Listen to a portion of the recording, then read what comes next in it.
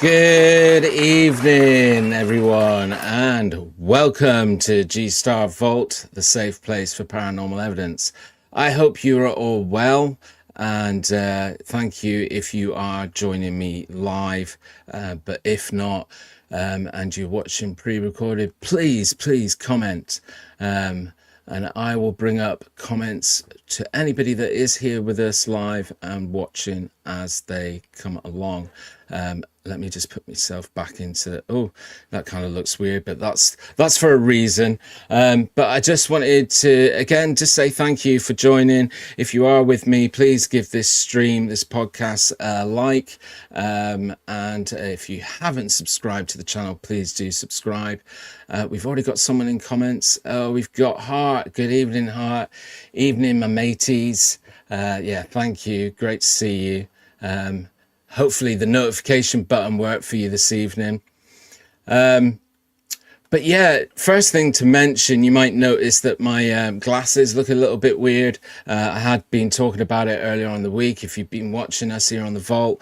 But because I've got these new glasses because I've been diagnosed with photophobia. I'm trying to get used to them. It's kind of strange because they're a bit more intense than my previous glasses, so if I'm struggling to hit the wrong buttons tonight, you know why. So yeah, and oh, it did indeed. Great, thank you, Hart. Thank you for letting me know that the notification bell served you well this evening. Great stuff. And then we've also got evening, nice glasses, G-Star. Thank you, Courtney. Yeah, still struggling to get used to them. It's like I'm really struggling to read the text on the screen, so this might be problematic. I might have to go back and just say the prescription is just too intense for me, is the word that I'm going to say. There we go. I was looking for a video that I've got. Anyway, so thanks for coming along to this part 2 of Best of the Thought-Provoking Movies. And this evening, as you can see on the screen, it's all about the horror. So we've had part 1, which was all about ufology and aliens and our best thought-provoking movies from them. So for this evening's show, I thought I would bring along a guest.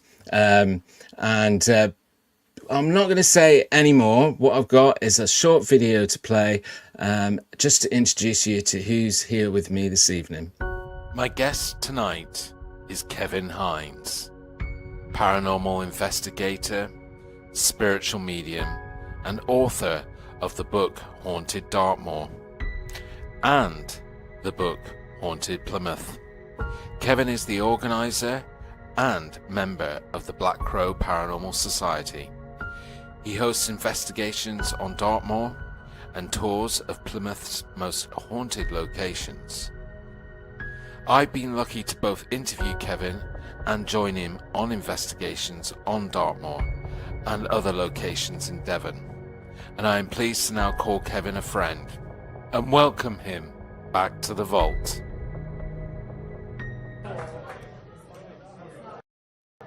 Yay! Here he is, the man himself. Hello. Woo-hoo. Great to see you, Kevin. How are you?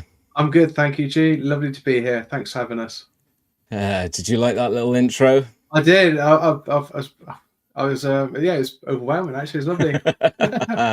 Nice. I purposely didn't show that to you before we went on live because I just wanted to see what your reaction was. Thank you. No, appreciate that. Well, I'm so glad to have you back on the vault. It's been a long time since we last caught up. We were catching up a little bit backstage before we went live, but I think it's been almost, is it about a year and a half since we went out last? I think it was about a year and a half. Yeah, it's flown by. I don't know where the time's gone, to be honest, G. Yeah, I know, it's crazy, isn't it? But as I was saying to you, again before we went live, you know, there was a big chunk of last year that I wasn't doing any YouTubing stuff, and I was working on music instead. So it's only been sort of since September, October of last year that back at it and slowly building. So yeah, we've talked because we're always messaging each other, right, and just keeping up to speed with each other. But we've been talking about catching up, and then also going out and doing some more investigating. Oh, definitely. I think also with the weather now, it's starting to warm up a little bit. So out and about, especially if we're outdoors as well, it's you don't want to be out in the cold. I mean, we've done it before, but yeah, I'm getting old now, G. I like my comforts. Yeah, I'm exactly the same, and that's why I was holding fire for the bongo, because that makes it easier going out and about as well. So having somewhere I can just easily go back to and get a cup of tea and get out of the rain if necessary. Definitely. Yeah, we just got some comments coming up, so I just yeah, thank you everybody, and it's great to hear that the notification bell worked this evening for everybody. We've been having some problems, and people have been saying to us that they've not been getting notified, so that's great to hear. There are only two horror movies that terrify me, says Hart. I wonder if any of the ones highlighted tonight will match. Oh, we shall see. Yeah, because what we're going to be going through is three of Kevin's favorite thought-provoking horror movies that inspired and influenced him, and that he loves. And I've also chosen three as well. So we've got about 6 films to talk about this evening. So yeah, we should maybe get diving in. What do you think, Kevin? Yeah, really looking forward to it. You and Hart as well. It's lovely to be here. Thank you. But yeah, it should be good. Good. Right. So what I've done, as I was telling you off air, is I've put the films into chronological order. It's the same as what I did with the Alien and UFO films. And so we're going to start with one of Kevin's picks. And so this one, again, I am really struggling. I might need to take my glasses off to read this. That doesn't really help me. So, released in 1973 and directed by William Friedkin, The Exorcist is a landmark horror film that shook audiences and became a cultural phenomenon. So that's The Exorcist. Based on William Peter Blatty's 1971 novel of the same name, the story centers on a young girl named Regan McNeil, portrayed by Linda Blair, who begins exhibiting disturbing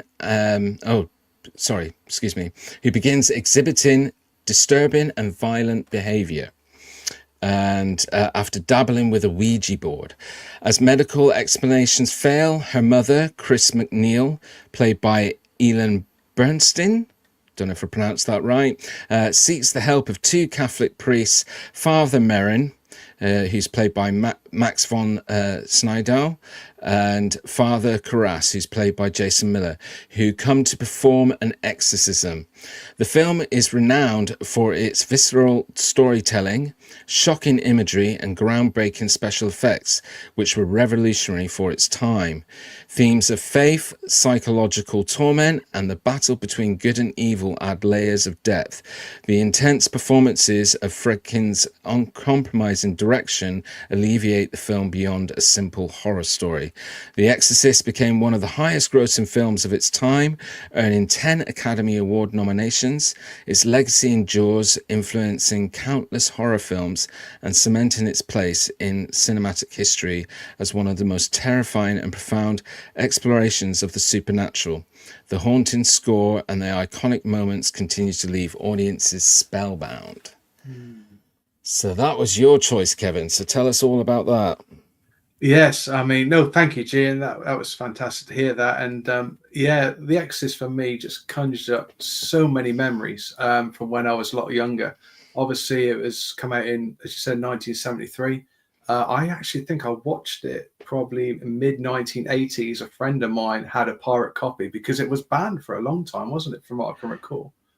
Oh yes, now that Yeah, it you was say banned. that, Yeah. I think that's why I think when I was in school it was, it was given this sort of special status because it Mm. was had been previously banned. If you know in comments, let us know and let us know what you think of The Exorcist and whether that was one of yours. But yeah, so what age did you say you were when you watched it? So it must have been, I reckon it was late 80s. So I must have been about, obviously I was born in 77. So I was probably about, it was probably like 89, something like that. So yeah, it was probably about 12, something at the time. And to be honest, watching that as a 12-year-old, yeah, it was, especially when you hear the background that it was loosely based on true events. Obviously, Mm, in regards to the actual the storyline, obviously, because I think it was the actual true events was based on a 1949 case of a boy, I believe it was called Ronald. But yeah, when you hear that, it adds a little bit more, like, makes it a bit more sinister to the fact that this actual film is loosely based on true events. And I just yeah. find that fascinating. And it just, yeah, it after watching it, I think I had a few restless nights. I'll be honest with you, especially as a 12-year-old. So yeah. Yeah, I mean, I think I was lucky. There was a film that I did watch, probably too young of age, that scarred me. But I haven't seen Exorcist in years. I've got to be honest. We Mm, were saying this offline, weren't we? yeah, That I haven't seen it in years, and I would have loved to have watched it this week to kind of refresh myself and yeah. remind myself of it. But I think I watched it as an adult. So even though it was years ago, I think I was probably in my early 20s when I watched it. So it certainly didn't. I could imagine watching it though at that age Mm. of 12, what impact that would have had. I just want to say good evening to Mickey. Thank you for being here, and please don't forget to give us a thumbs up and like the stream. And is that something? The excellent is quite. Mm. Sorry, I can't read that. Unnerving. Quite unnerving, yeah.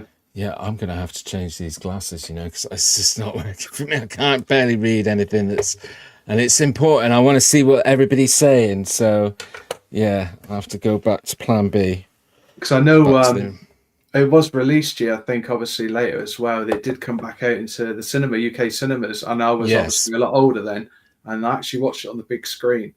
And to actually watch it from a video to the big screen, yeah, it definitely still, got the old chills going up the spine watching that, and yeah, the few, jump scares and everything. Yeah, it definitely left a long-lasting impression, and obviously my interest as well in the paranormal. But I think for me personally, that as you mentioned, the Ouija board side of things, I mean, there's obviously a whole topic to debate there as well. But yeah, it's a fascinating film. well, yeah, we can talk about it a little bit more later. But there's another film in the pack of choice where the use of a Ouija board is heavily related to kind of the beginning swirls of possession and activity, right? Yes, yeah, I don't know if you know which film I'm referring to, but yeah, so we'll definitely come back to that. But you're right. Yeah, this all kicked off with the character in the film, um, you know, playing around with the Ouija board, and then slowly things got stranger and stranger throughout the film, and then we had full blown possession, and then exorcism. So, yeah, have you, just out of interest, yeah. in your line of work as a sort of spiritual medium and Hmm. paranormal investigator, have you ever read about like proper exorcism cases, like documented cases? There's a gentleman a few years ago that we were doing a documentary. I won't call him by his name, just out of respect, because he's now passed. But he actually used to undertake exorcisms for the Catholic Church as well. On occasions, he was called out to do blessings, exorcisms, clearances, and yeah, he said to me, "It's no joke." He said it is no joke. Even called out to a few families. we actually put them in touch with a family as well that was experiencing a lot of activity. Because from my point of view, when we sometimes get called out, obviously we have to respect obviously the family, and also make sure that there aren't any underlying medical concerns, issues as well. Because obviously I'm not a doctor in that regard, or a psychologist or anything. So you've got to look at all the avenues. But when we touched base with this this gentleman, this vicar as well, and he actually got hold of the family and tried to, help as best he could. But yeah, I have spoke to various people that have been in that situation. It's unless you go through it, it's quite horrendous, for them. It really scars them for their life. It's not nice. Yeah, I can imagine. Actually, Hart was saying that she thinks she was about 12 when she watched it as well. So both of you were of a similar age and probably impacted in the same way. But that is interesting. So that was here in the UK, right? That you were talking about that. Here in the UK is quite local. Actually, we don't realise, even just our locality in Devon in the southwest, there's a lot that goes on behind the scenes as well. On our doorstep. Gosh. So, guys, if you're with us and watching, let us know what you think of the film. Do you think it belongs? We're kind of doing 6, so say top 6. Do you think The Exorcist belongs in the top 6 for this category of thought-provoking, horror, haunting, ghost films? Let us know your thoughts and comments. I'd like to hear what you guys have to say. So, so that, would you say that was your number 1 then? But or just one of your top 3? One of my top 3, I think, purely based on the background, and as you just said, thought provoking. It really does make you think, what if, and so I would say definitely top 3. Good. We've got some comments coming through from Courtney. They're saying it was banned in Australia until the early mid-90s, then shown on TV back to back with Exorcist 2. Absolutely traumatizing to watch as a child, says Courtney. It was Exorcist 2, trying to think. It was either 2 or 3, but there was a scene in there where there was a nurse that cuts across the corridor. I always remember that. I'm sure the audience will probably let me know which one it was, but that was a horrific scene, obviously in a follow-up film as well, The Exorcist. I always remember that. The thing that I was going to mention about this is the actor Max von Sydow. I don't know if I pronounced that right. But the gentleman who plays the older, I think I had a picture of him. This gentleman, right? Yes, that's him. He needs investigating because he doesn't age. Because he was in, I was just thinking before we went on air, what other big film that he was in not too long ago? That was it. He was in the version of Robin Hood with what's his face from Gladiator? Russell Crowe. Russell Crowe, that's it. Yeah, I remember that, yeah. You can tell I've turned 50. Names are getting so much more difficult to pull from the back. More difficult than ever before in my life. So I'm so glad you just jumped in with Russell Crowe, because I would have been there for ages. The Australian guy, Gladiator. But no, Russell Crowe, his Robin Hood version, he plays his the paternal father of the actual real Robin of Locksley. But he looks like almost the same age. And this was 1973. Yeah. And I know that film with Russell Crowe was probably made about 15 years ago now, but still. It's unbelievable, isn't it? That needs looking into. Oh, and we've got Mazza's here with us. So she says, hi, G and Kevin, and hi, all. Hello. He was also in The Seventh Seal from the 50s and still looked the same. Yeah, I think... I did a story time recently that was called Count. Oh gosh, see names again. Hold on, let me just find it, because that's going to bother me.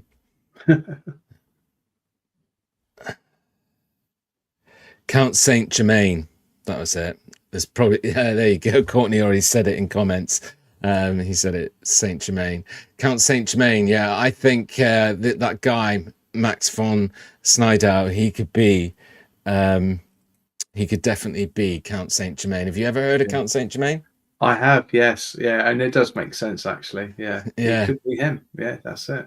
he just doesn't seem to age. No, it doesn't. Anyway, so Mazza, just to catch you up, we've done our first film, or talking about our first film, and that was one of Kevin's picks. We're doing them in chronological order, and it was The Exorcist from 1973. It's unbelievable to think that that was when that film was made. It's crazy. So we'll jump straight into film number 2. And as I said, we're doing this in order of date. And so the next one is this film, The Shining. This is one of my picks. So The Shining's from 1980. It was directed by Stanley Kubrick. It's a psychological horror masterpiece adapted from Stephen King's novel. The film follows Jack Torrance, Jack Nicholson, an inspiring writer and recovering alcoholic who takes a job as a winter caretaker in an isolated overlook hotel in Colorado. He brings his wife Wendy, Shelley Duvall, and young son Danny, played by Danny Lloyd, who possesses psychic abilities referred to as the Shining. And as the snow traps the family in the hotel, Jack begins to unravel under the influence of the hotel's malevolent forces. His descent into madness is marked by Nicholson's chilling performance. I've got a great picture of just Jack Nicholson in his full-on just doing those eyes that Jack Nicholson is known for. But yeah, his chilling performance with Jack transforming from a frustrated writer to a terrifying figure. And Danny's supernatural visions of the hotel's haunted history add layers and suspense. That's Danny. And Kubrick's meticulous direction is evident in the film's eerie cinematography, chilling sound designs, and symbolic imagery. Iconic scenes such as Jack's "Here's Johnny" moment and the haunting twins in the hallway have become ingrained in pop culture. While initially met with mixed reviews, The Shining is regarded as one of the greatest horror films ever made. It explores themes of isolation, family dysfunction, and the psychological toll of confinement, leaving viewers with a sense of lingering unease long after the credits roll. Nice choice. And there's a corridor full of blood. Just if that does it for you. Yeah, I chose this one. I don't think it's a tough choice. I mean, some people might not say that this really falls within that horror category, but I think that this is one of those films that changed cinema, really, because a lot of Stanley Kubrick's work, I think, I don't know about you, Kevin, but it's kind of, very off the wall, right? Yeah, definitely. But this was sort of just on that precipice of just hangs right in the right place, that it doesn't go too off the wall. And the elements of it are just, I think, play with your mind. I think what's fantastic, if you watch this film, and let us know in comments if that was one of your favorites, or if you know the film, or if you've never watched it. But it just, for me, I think every time I watch it, you definitely feel the isolation. Like you start feeling like you're going to go a little bit mad yourself. Oh yeah, definitely. Yeah, I mean, I think I watched it a couple of years ago. Just I hadn't seen it for a while, and yeah, I 100% agree with that. You watch it, and you do really get drawn into it, and yeah, it really twists and turns and takes you on that journey, doesn't it? Through his eyes in that regard. Yeah, it's fantastic. Yeah, and I think it's Jack Nicholson classic, right? Yeah. And it's just I don't think anybody could have done it the way that he did it, but definitely that was a jump scare that got me. I didn't get the comment, Courtney, all work and no play makes G a dull boy. Was that? That's one of the quotes, isn't it? Yeah, of the film. Oh, right. Yeah. Got you. I was getting lost. I was like, what did I say something about I'm working too hard and not getting enough play? Yeah, and I just had another couple of pictures of classic scenes in there where he's just you know, it's not one of those films that has that jump scare element to it, does it? But it's just got like I would call it like a haunting, chilling kind of element to it. Yeah, it's that psychological kind of. It really makes you think, and you get, as I said, you get drawn into it, and you think, is this happening? Isn't this happening? Is he, is he just experiencing this now? Is this real? And it's kind of, it keeps going back and forward, doesn't it? I just find it intriguing. And as you said, the isolation, how that can play on your mind, definitely. I've never sort of dived into it deep enough to sort of find it, but I do wonder to myself whether, knowing Kubrick and how he used to work and some things that he used to do, I wonder if, when directing and creating this film, whether he kind of used like therapists and psychologists and talked to them about things that would, because even the music I find in the film is, you kind of have this mixed thing where you just like hate the music, but then it has that in itself has that effect. It layers into how the film makes you feel, because it sort of adds into that kind of repetitive isolation. I just remember always with the music, I'm just feel anger. Yeah, definitely. And that one scene, as you said, through the door, I think everyone can recall that, can't they? Yeah, just gonna see what anybody's saying in comments. It's the typewriter scene. Yeah, you mean the one where he's just where they look at the sheets of paper and he's just written all the same thing constantly, line after line. It's his mind is bending. And then what we got from her? Yeah, it's just agreeing with Courtney about the scene with the typewriter. The actual hotel, G, from what I can recall, where they filmed it, I think it's actually haunted as well, from what I can remember. The actual hotel. Yeah, well, it's a real place, isn't it? Yeah. I can't remember the name of it now. It's passed me by, but yeah, I know a team that have investigated. They used to host regular nights there. They're very active. Yeah, it's I definitely it's in Colorado. But I don't know about you, but if somebody had said to me The Shining, when was that made? I would have probably thought it was earlier than 1980. Yeah. I thought it was the 70s. I think it's the decor, isn't it? The way that the actors are dressed, the music, it just kind of, and just the way everything's set, it gives you that kind of like late mid-70s kind of vibe, doesn't it? But, yeah, a brilliant film. Courtney's just saying my work keys have the Overlook Hotel keyring. Ooh. Yeah, because I think you can get like a lot of merchandise and stuff from there. So obviously Courtney's a real fan then. Or I hope that means that you're a real fan of the film. But yeah, so that was film number 2. I definitely think that is one of my favorites, and like many of my choices, we'll see as we go through, it's the kind of film that you could watch on a Saturday night with a bunch of your friends or family around as a bit of a, to kind of unnerve everybody and make everybody feel scared.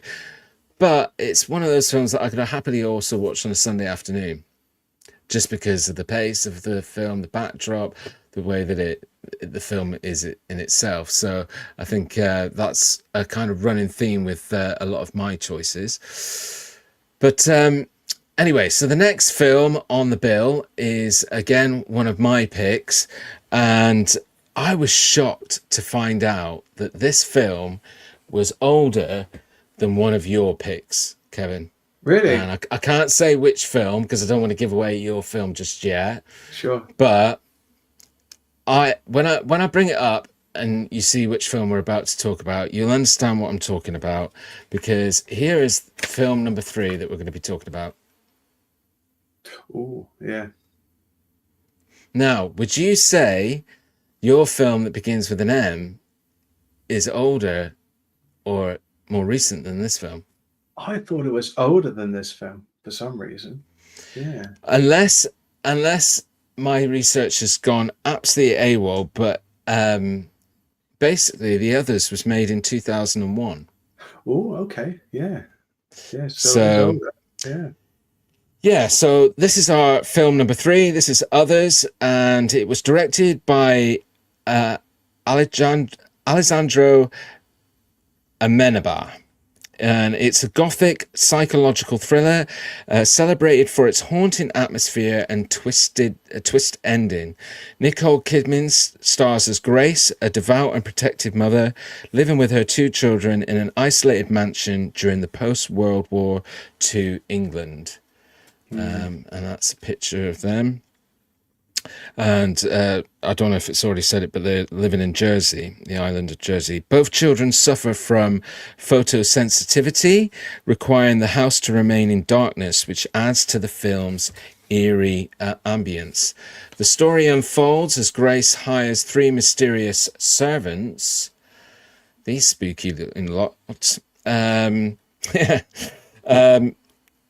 And strange occurrences begin, and Grace grows increasingly paranoid about the possibility of malevolent intruders. The film masterfully builds tension, weaving themes of faith, loss, and motherhood with its ghostly narrative. Kidman's performance is both fragile and commanding, grounding the story's emotional depth. Anabar's direction, complemented by chilling cinematography and a brooding score, enhances the claustrophobic setting. The mansion itself feels alive as its shadows and silence amplify the suspense. The film's unexpected climax forces viewers to reconsider everything they've seen, delivering a deeply satisfying psychological twist. The Others is a slow burn horror film that relies on atmosphere and emotional resonance rather than jump scares. Its subtle storytelling and layered themes ensure it remains a standout in the genre, perfect for fans of intelligent and haunting cinema. But yeah, that's the film number 3, The Others. That's another good film, G. I like that. Yeah, I really enjoyed that, and I think I watched it multiple times because when you watch it once, then you realise. Obviously, I don't want to give any spoilers away, but then when you watch it again, you see it from a different angle, don't you? The actual film, the plot, and I just find it fascinating. I just remember running around the house all the time with the keys. She had a big chain of keys, didn't she? She could run locking one door to another door. But yeah, brilliant film, and Yeah. Yeah, I just think it, for me, it was one of those films that again was a bit groundbreaking in how it approached a subject matter that is all about jump moments, all about big scares, in such a way that I think it's then influenced a whole era of films after it, to introducing things that sort of like happen in the background or subtly that can be equally as unnerving as something jumping out at you, and just slowly build that shock factor. Maybe a fan, I think this is Courtney talking about his keyring, or work can be haunting and maddening at times. Symbolic keyring then, hey Courtney. And then Hart says the Stanley Hotel, just googled it. That's the one from The Shining, yeah.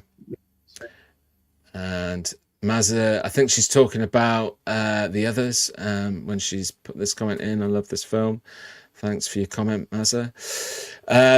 Yeah, so I just, again, I mentioned that, you know, it's one of those films that you could watch of a Sunday afternoon, chilling out on a rainy, cold Sunday afternoon, or you could watch it on a Saturday night, and it would still thrill a lot of the family, I think. But it's yeah, I just think it's got some amazing acting in it as well. I just found it fascinating as well because you talked about that time period, the First World War, didn't you? And I know there was obviously a lot of loss of life from obviously during the war, and obviously back in those days as well. Spiritualism was kind of at its height at the same time, where people were losing their loved ones, and yeah, that kind of linked in with the film because I remember a seance scene. I think you showed a little picture of it, didn't you? Yes, Yeah, there was a picture that I had where the twist that comes about is mm, that they're not that's it. they're not being haunted. They are the ghosts themselves. Sorry for the spoiler for anybody that hasn't watched it, but I would hope and presume you've had 24 years to watch it, so um, I can't be held accountable if you haven't watched it yet. But yeah, that's a good example. And like you're saying there, Kevin, I like the way that it introduces some background as well to history of the supernatural. Yeah, When it has the photographs and explains the backstory about how people used to take pictures of their loved ones, looking like they were alive and sat yeah, up, when they were mm, dead, things like that. It brings some good history in it. But there's just some great acting. I can't remember the Eccleston, the guy actor here who yeah. played. Chris Eccleston, was it? Yeah. Yeah, I think he did a bit of a stint as Doctor Who, didn't he? Mm. But his character in this is just so bizarrely strange. And then yeah, everything about this film just sort of oozes subtleness. And yeah, I mean, I didn't say it about The Shining, I meant to, but there's a great thing about Stephen King novels when they're put onto film, that they just have, I don't know, like I definitely would say they have like a boundary effect. Like the example I'm trying to use is if you take films like Shawshank Redemption or Green Mile, they're very sort of laid back, beautiful, calming, but sad and very emotional films. And that's the category that they're meant to be, and they're where they sit. But then Stephen King films like It and things like that, some of the Mm. horrors, they really deliver. And that is ever more evident with The Shining, the way that story then comes to life on screen. But I feel the same way about the others, Yeah. and that yeah, it just it's great storytelling is what I think it is. No, it definitely is. Good choice, as I said. Very Yeah, impressed. awesome. And have we got any more comments? So I'm usually quite good at guessing plots, but the others really got me. Oh, so the twist Mm. tricked you. Yeah, I think of the same for me. I got to be honest, the first time you watched it, didn't get it, and it's like you were saying, I think when we first started talking about it, Kevin, if you go back and watch it, even just the very first scene where it starts with her, screaming in the bed, Yeah. you then sort of then understand that a little bit more. And at the time it was kind of odd and you thought it was her that had frightened the kids, but Yeah. yeah. So let's jump on to our fourth film. And this one is one of Kevin's picks. So we're back to one of Kevin's choices. And this film is called The Mothman Prophecies. It's 2002. So this was the film that I thought was definitely older than the others, but not so. It's came out in 2002. It's directed by Mark Pellington. It's a psychological thriller that blends supernatural mystery with human emotion.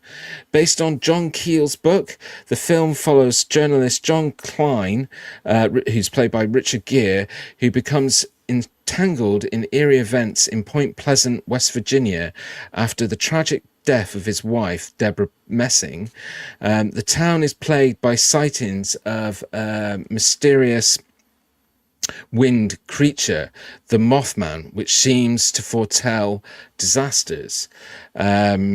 The film excels in creating an unsettling atmosphere with its haunting visual and an evocative score that amplifies the tension.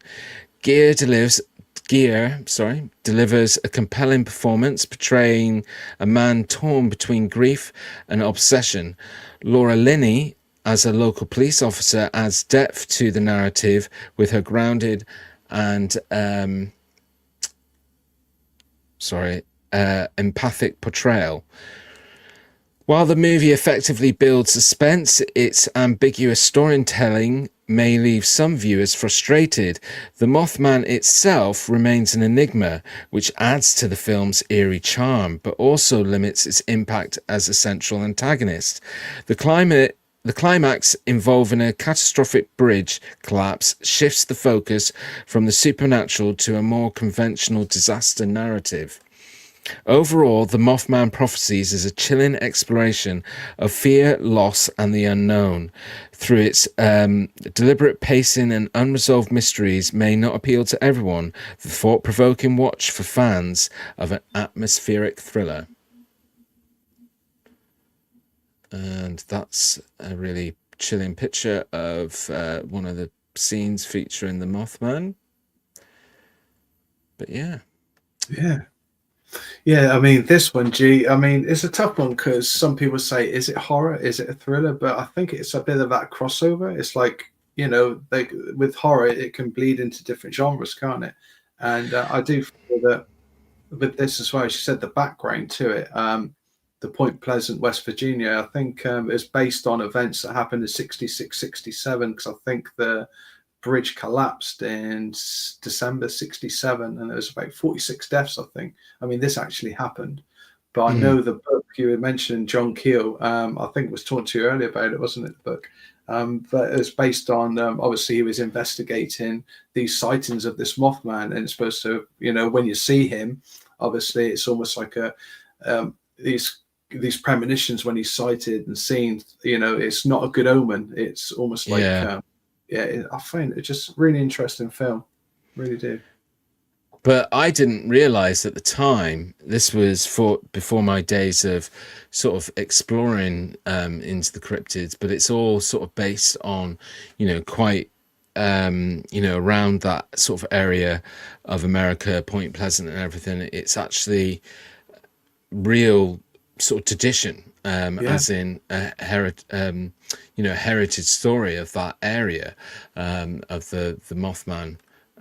So that's what inspired and influenced the film. So it is kind of, I don't want to say based on a true story because but it's based on real life history. Yes.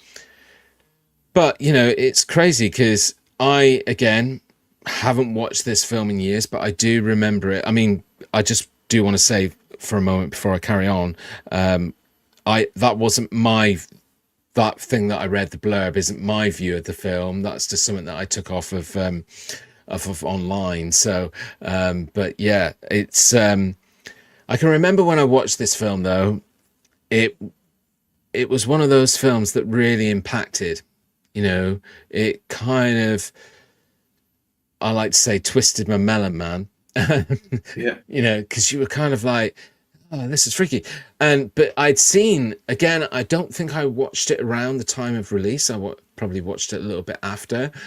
So therefore, I'd seen Richard Gere in like lots of other things. And you kind of, he is, for the best part of his career, he is very typecast into one type of, romantic comedy, romantic.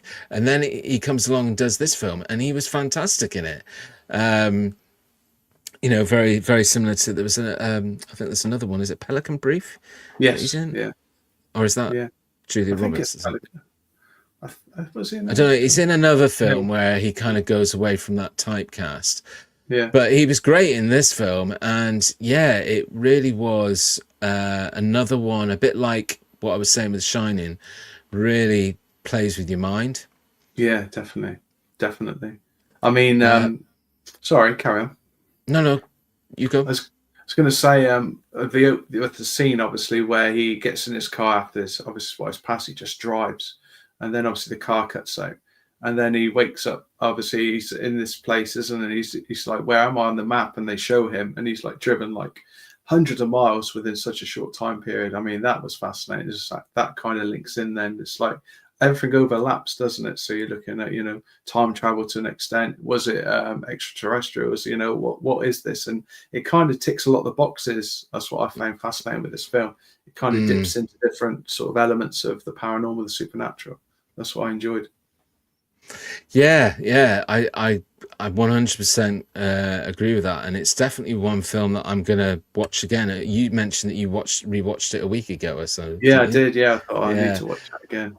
I definitely am gonna, because I can remember at the time just thinking, it probably did have a knock-on effect to me then sort of having a loose interest in kind of cryptids and stuff. And, there's one thing that I always do think about, whether there's like a sort of environmental explanation for shared sort of hallucinations. Because again, if you just because you say something's an hallucination doesn't mean that it's not real, because obviously what we as humans experience is based upon our senses. So if part of your body is tricking you to the fact that you're seeing something, then that's almost like one of your senses, right? You're visualizing it. So of course. in that moment, it's happening to you.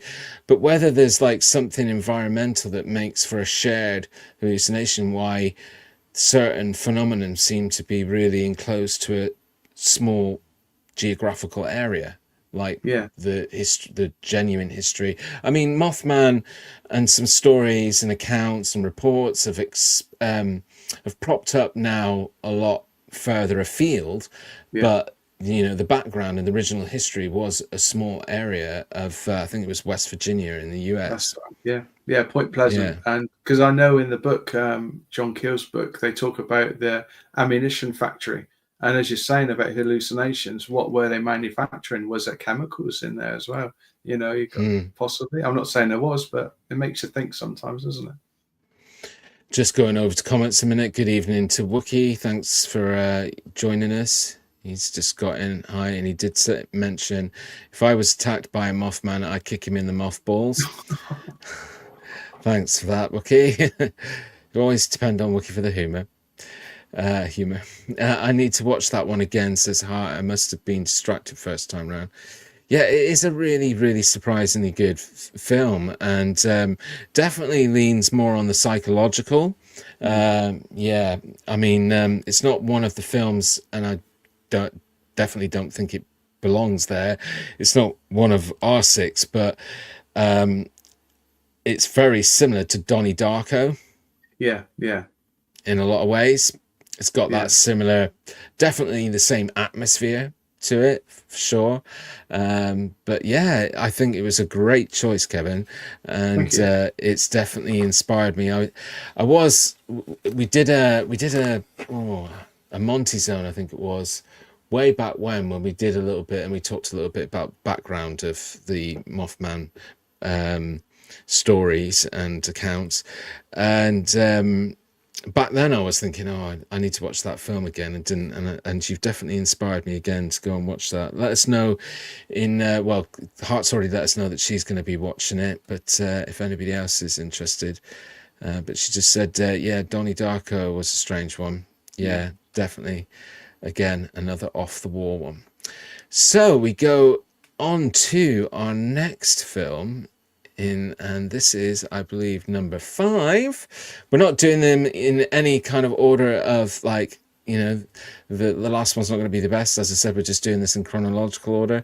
At the end, we can all talk about what would our probably number 1 be out of all of them, if we can pick one. But our next film is one of Kevin's picks again, and this time it is this one, The Conjuring.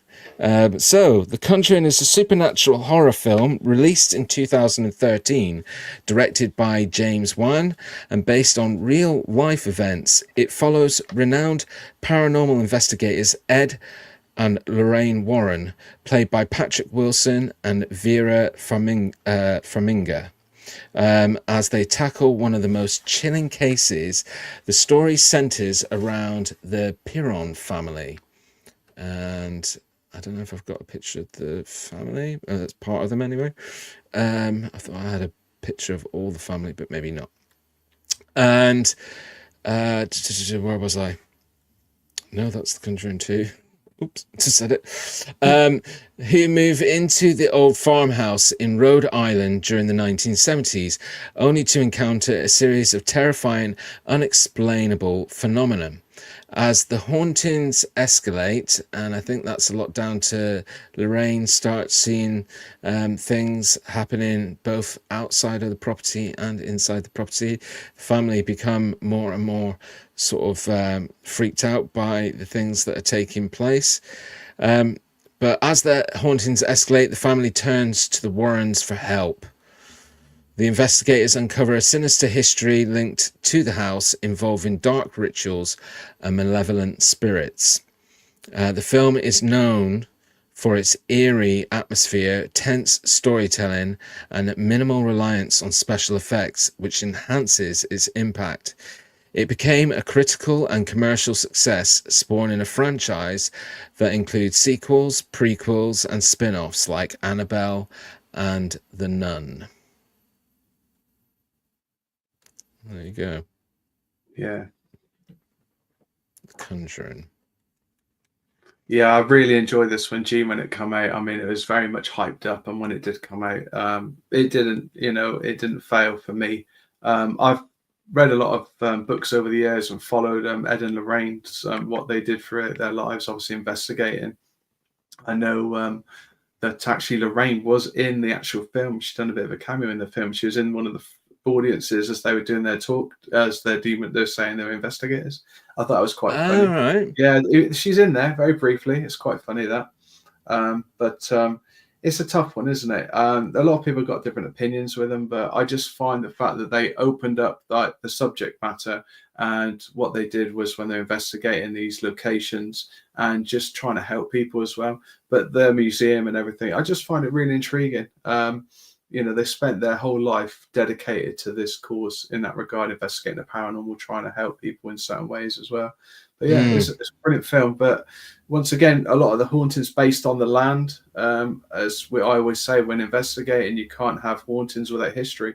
And I found this interesting as well, especially with Lorraine tapping into her abilities, a clairvoyance, a psychic experiences she was having. But yeah, I really enjoyed the film. A few jump scares. I think the one for me was when they're in the bedroom and once again, no spoilers, but something jumps down off the top of the wardrobe. I mean, that for me was that was good. I enjoyed that bit. Yeah, there's I think this is. I recently went and watched all of the films, like kind of in the franchise, and it's definitely a good film to start off with. I know that the whole Ed and Warren split people down the middle, but what is interesting, regardless of what you think about those guys, is that a lot of the cases that they were involved with or connected with were probably some of the most documented. Yes. So then what's interesting is that whether it's a twist on the real life, because again, we talked about this a little bit when we were talking about the film, our best of the thought-provoking movies, when we were talking about the UFO and alien ones. I was saying that, because some of the films that we chose in there were based on what you could loosely say as real life events. So like the Travis Walton case in terms of Fire in the Sky. And yes, there's a certain kind of creative flair that needs to be added. And if you know anything about movies or making movies, you have to do that. Like, anybody who says, well, no, you shouldn't do that, doesn't understand how it works, because, it costs a lot of money to make movies. So therefore you have to sell cinema tickets. So therefore you have to make it entertaining for people. And, I'm one of these people that I don't expect a film to be like a book, because a book is a book. Yeah. And if you choose to read a book, you're choosing to read it because you can get into that finer detail. A lot of the narrative is created by your own imagination.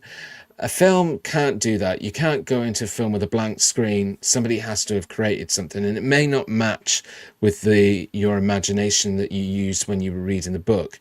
So you shouldn't go into a film that's about a book expecting it to be like the book. That's just my opinion.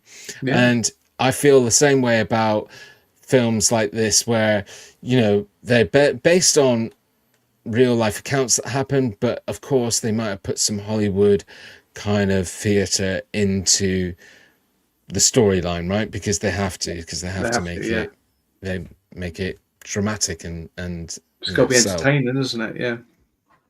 Exactly. But I think this is a great film. I love the two actors that play the Warrens. I think they're a perfect match for them. Yeah. They do a really good job. I think again, it's like a lot of the films that we've talked about tonight. They're not your typical, again, the way in which they get their scares and their jumps is a little bit more intelligent, I think, than a lot of Yeah, things that we probably would put in the Rotten Tomatoes list, yeah. things that are gimmicky. So it's not a gimmicky film, right? No, It's no, it not. is. No. Um, and we couldn't talk about it this evening because we're talking about films, but I was talking about some of the films. I would put this one and the others into that kind of category that influenced a lot of things that we see that are really kind of much more current. Like I don't know if you've had the opportunity on Netflix to watch the Haunting of Hill House series. Oh yeah, I really enjoyed that. Yeah, it was good. Yeah, there's two of them, isn't there? There's Yeah, I can't remember what the other one is, but they're all kind of connected in some way or another. yeah, Um, but I love some of the things that they do in there where it's kind of like you're seeing things in the background, and if you watch carefully enough, you see strange things. You have to look for it. It's not obvious. It's not thrown in your face. I think programs like that were heavily influenced by films like this one that you've chosen, The Conjuring, and like the others, and just the tone that they create yeah, around building the atmosphere and building the fear. yeah. Definitely. That's what it's all about, isn't it? It's trying to tap into that kind of, the fear, and yeah, it's just giving that long lasting effect as well, isn't it? And it just, as you said, Jay, it makes you think. It makes you think, and that's what I enjoy about these films. Definitely. Cool. So we've got to the last film in the list, and it's sort of nicely kind of goes because, and we've already had some activity in chat, but I gave it away a little bit just a moment ago. But the last one I'm going to talk about is The Conjuring 2, which is the next in that series of films. So, I was lucky that you chose The Conjuring because it allowed me to then pick The Conjuring 2 because I like both films, but definitely The Conjuring 2 for me. Before I read the blurb, well, actually I'll read the blurb first. And I hope, just go into comments quickly, I hope it's not I keep misunderstanding the briefs. I don't know what you mean by that, Heart, unless it's the blurbs that I'm reading out, but yeah, anyway. So The Conjuring 2, it was released in 2016. It was directed again by James Wan. It's a chilling sequel that expands on the paranormal investigations of Ed and Lorraine Warren, Patrick Wilson and Vera Farmiga. This time the story is based on the infamous Enfield poltergeist case in 1977 England. I'll just go to my pictures. So I've got a picture of that. The Warrens travel to assist the Hodgson's family, led by a single mother, Peggy Frances O'Connor, and whose daughter, Janet Madison Wolfe, becomes the focus of terrifying supernatural events. Wan masterfully blends suspense, emotional depth, and spine-tingling scares. The film introduces memorable entities like the Crooked Man and Valak, the Demon Nun. And for me, it's always about Bill, and whose presence adds layers of dread. The performances are compelling, particularly from Minga and Wilson, who bring warmth and humanity to their roles amidst the chaos. I definitely agree with that one. The cinematography and sound design heighten the eerie atmosphere, while Wan's direction ensures the balance between horror and heartfelt moments. However, the film's reliance on familiar tropes and its lengthy runtime may detract slightly from its impact. Overall, The Conjuring 2 is a well-crafted horror film that delivers genuine scares and emotional resonance.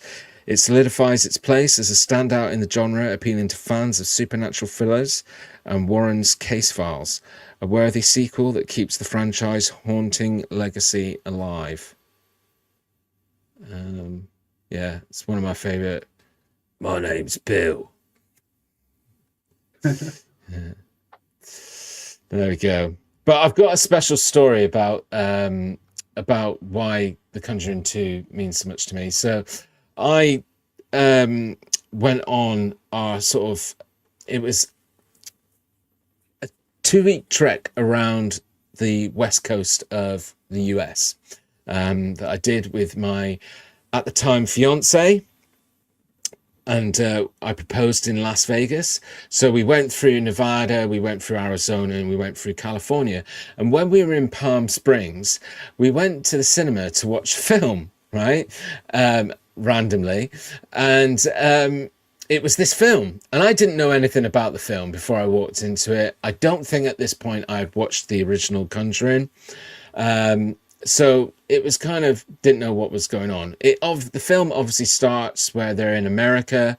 Ed and Lorraine are on a TV show, and then it goes into 1977 Enfield, in the middle of England, and because I'm a child of that generation as well, it was like so shocking. I didn't expect to be then watching a film that was primarily set in England whilst I'm sat in a cinema in the US, and a film that so absolutely brilliantly really made it feel like it was 1970s England. It reminded me of my childhood all over, just everything, even from the remote control of the TV. Everything was just like, oh my God. And so I'll never forget where I was when I watched that film. And I'll never forget, I'm sitting there thinking, probably half of these people in this cinema screen can't understand what these people are saying, because they had such like broad, like Cockney accents. Yeah. What are your thoughts on this one? Yeah, no, I really enjoyed it as well, Jin. As you said, 1970s. I mean, I was a late 70s child, but yeah, it definitely sets the tone. I remember the carpets, the kitchens in that film, and obviously the TV definitely, just turn on. And that was great how they utilised those old props, didn't they? Where you had Bill in the background, as little reflection of the TV, and she was like, "What's going on with the TV remote?" And those remotes were huge, weren't they, back in the day? Yeah. Yeah, it really set the tone. It was really good, as you said. It just felt the struggle for the family. I mean, she was, she was a working mum, lone mum, and trying to do her best for her children. And she had this all going on at the same time. And yeah, you could see, you could feel her struggle, definitely. But yeah, it's very well made, and obviously based on the Enfield poltergeists and the case files. And yeah, I found that fascinating as well, because I read about that many years ago before the film came out as well. Yeah, me too. Yeah. That's what made it. Because then, as the film's evolving, I'm sitting there going, "Oh, this is about that case that took place in." Yeah, Yeah. then I'm totally connected to it, because I'm thinking, "Oh yeah, this is about a real sort of documented case that went on." So, Wookie was asking what films he had missed, because he came in sort of halfway through. Courtney was trying to help by saying that it was The Exorcist and The Shining that you'd missed, Wookie, but also number 3 was The Others. Yeah. And Courtney was just saying that he thinks Insidious is a really good horror movie. Very similar to this franchise in terms of how it's grown, the Insidious Same director ones. as well, isn't it? James Wan. I think he done Insidious as well. So yeah. Wiki saying, Nationwide UK made a story famous, by the way. What, the Enfield cases? Is that what you're talking about? I'm not too sure about that, but anyway, yeah. So I just think there's some amazing bits in this film. I think the set design is just so on point, as is the costume. The kids acting is just great.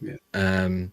I don't know if you've seen, I'm sure you have, along with the other 9 billion people in the world, the TV series Adolescence, that young actor. But, I think it was, again, a bunch of young actors that they pulled out of a relatively normal background, and not like drama school or anything like that.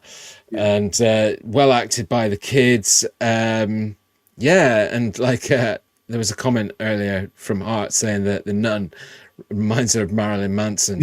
And it's honest, you can't get away from it. It does. Like, that's the reality. I think that's why the imagery sort of cut in straight away as soon as they started featuring it in the franchise, because I think a lot of people are like, oh, that's Marilyn Manson, isn't it?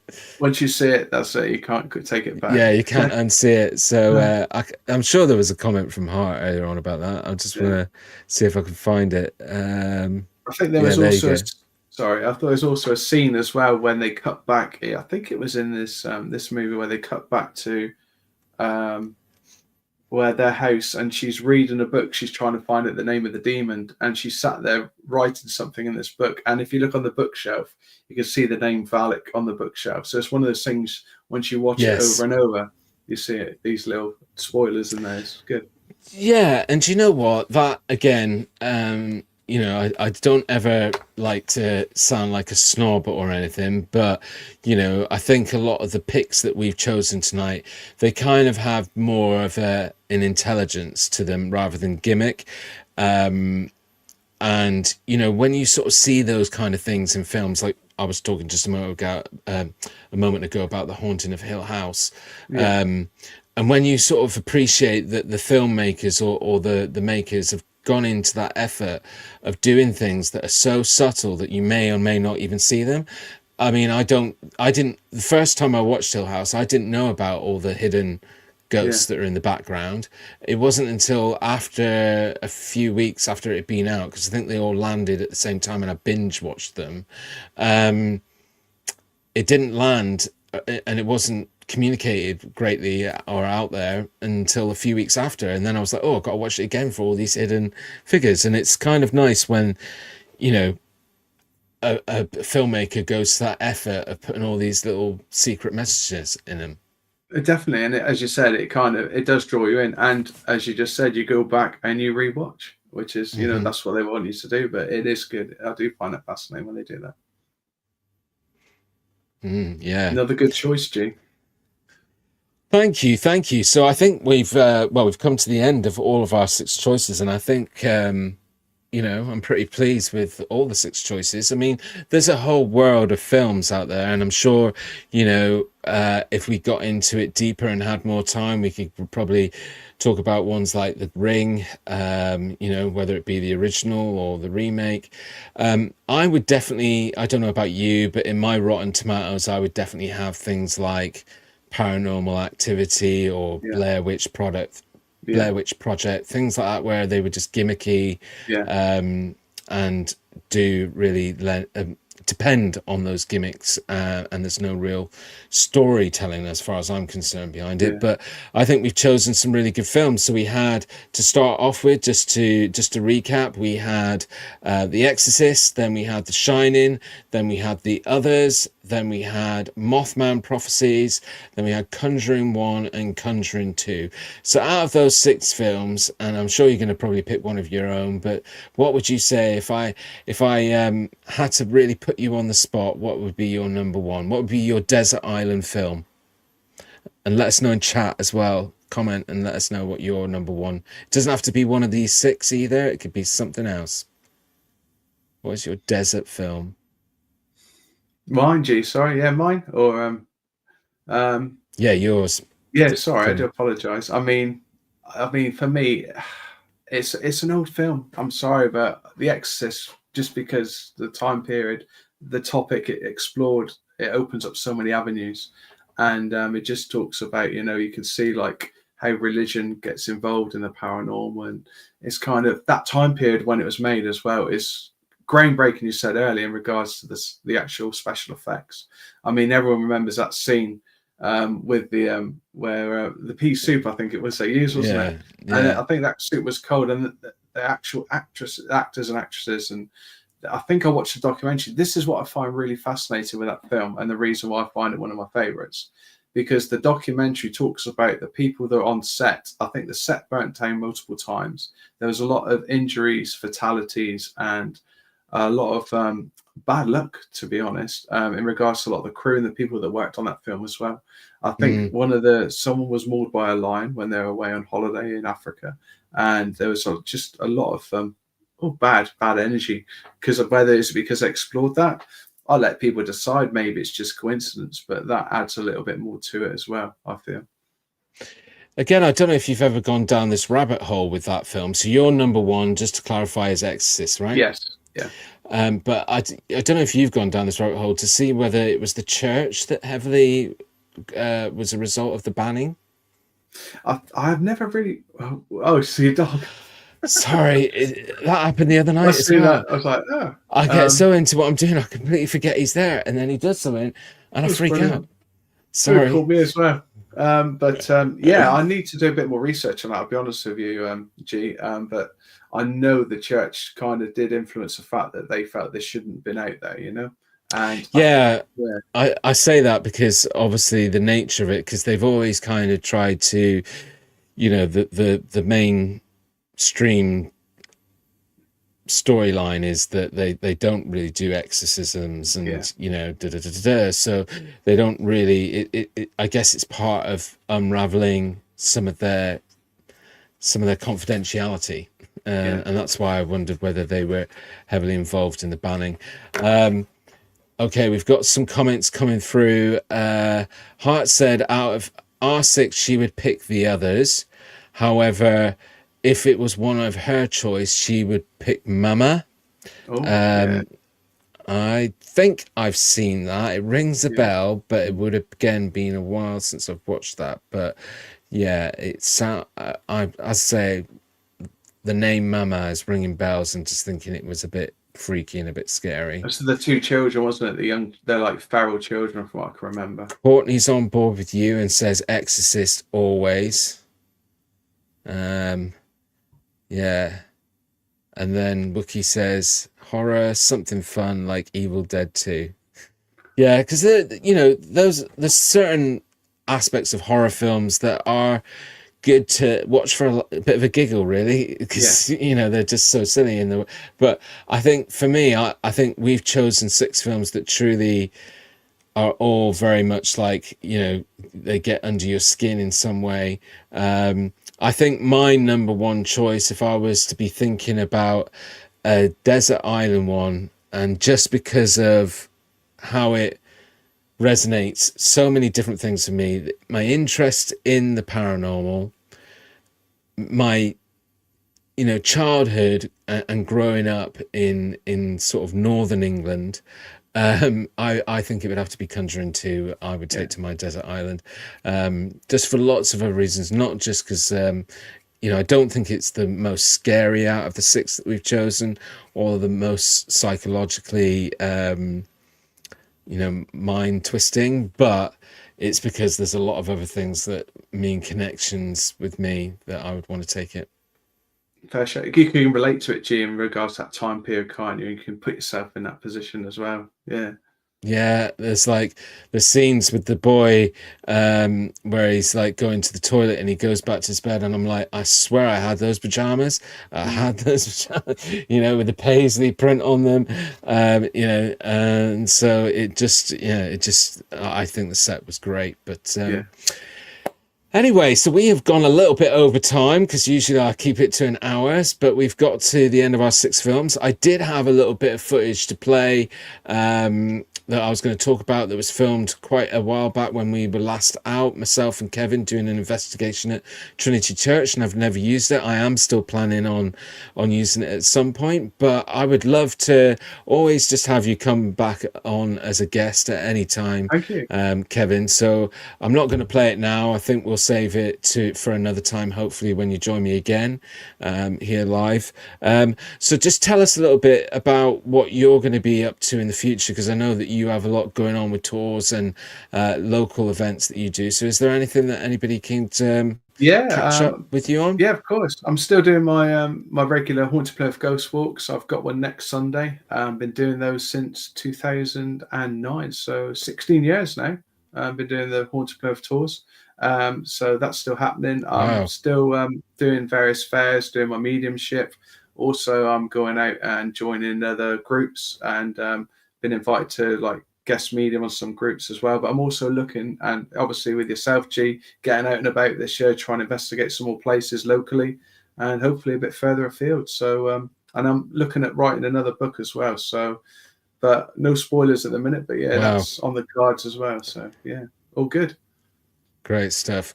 We've got Courtney saying in chat, awesome stream as always and an amazing guest. Thanks as always. Thank you. Wookie, it's nice to see a new face. Thanks, Kevin. Thank you. Thank you to everybody that's joined this evening. So, Please leave a comment afterwards as well if you can do, guys. But again, it's just been such a pleasure to have you back on, Kevin. Thank you, Jim. Kevin is one of the most, like, honestly, guys, Kevin is one of the most polite people you ever meet ever in your life. He's been extremely polite tonight on the show, and it's not an act. It is just who Kevin is. He is just that amazing of a guy, and I can't wait to get back out with you again and doing some sort of spooky nighttime filming, and to have you back here on the Vault again. Thanks to everybody that's joined this evening. We have Mickey's Aquariums on.